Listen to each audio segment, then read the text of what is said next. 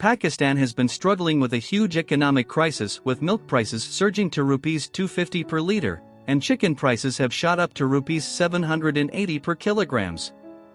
Defense Minister Khawaja Asif has declared that the country has gone bankrupt.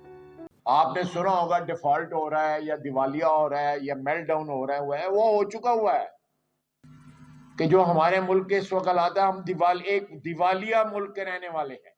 Pakistan's current economic crisis is a result of decades of feudal policies. Currently, it is at war with itself. Before 1990, Pakistan was considered to be one of the fastest growing economies of South Asia. But now, Pakistan has become an epitome of failure. So, how did dark clouds engulf the world's fifth most populous country? The primary reason is the armed forces, which used to seize 18% to 23% of the budget every year. By contrast, India's military receives around 13% of India's much larger national budget. The armed forces have also assisted terror outfits in Pakistan, which have turned against the country in recent years. Repeated terror attacks and an unstable political situation mean that foreign investors have avoided Pakistan. The secondary reason is that Pakistan's leaders have struggled to effectively tax its population. Currently, only 1% of Pakistanis pay their taxes. What that means is that the government does not have the money it needs to provide essential services. Corruption has also been a problem. The rich have a significant control over the Pakistani government. That has made it easy for them to evade taxes.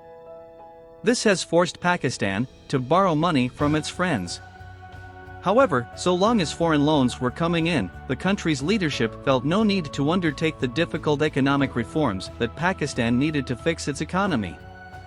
Instead, they squandered the foreign loans.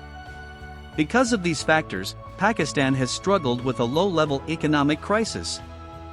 However, three events in the last few years turned this crisis into a disaster. The first one on the list was the COVID-19 pandemic. The country was hit hard by the pandemic as exports dropped by 50% and the country lost 1/3 of its revenue. Despite the crisis, Imran Khan's government launched the expensive ASAS program, which further worsened Pakistan's financial position. The second event was the war in Ukraine. So, the cost of oil and other energy commodities rose heavily.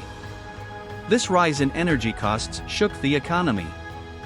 Even basic commodities became unaffordable for ordinary Pakistanis. Finally, the country was ruined by floods in July 2022. The floods not only claimed 2,000 lives, but also damaged infrastructure to the tune of $40 billion. The floods also annihilated more than 8 million acres of crops, which has aggravated Pakistan's food shortage problem. So what now? Pakistan has turned to old friends like the UAE, China, and Saudi Arabia for help. The UAE announced that it would defer repayment of some loans and give an additional $1 billion in aid to Islamabad. China and Saudi Arabia also responded to Pakistan's request for aid. However, it's obscure if anything fundamental will change in Pakistan. The economy of the nation has previously experienced problems like this. But, they survived with a bailout from IMF and support from China. At that moment, Pakistan's leaders made a vow that they will reform the economy. But, the only thing they did was indulging in bad habits like debt-fueled spending and corruption. 10 years ago, the then U.S. Secretary of State Hillary Clinton warned Pakistan sternly. As I say in the book, it's like keeping poisonous snakes in your backyard, expecting they will only bite your neighbor. But Pakistan was unwilling to learn that terror cannot be an instrument of state policy. Now, the venomous snake has bitten Pakistan.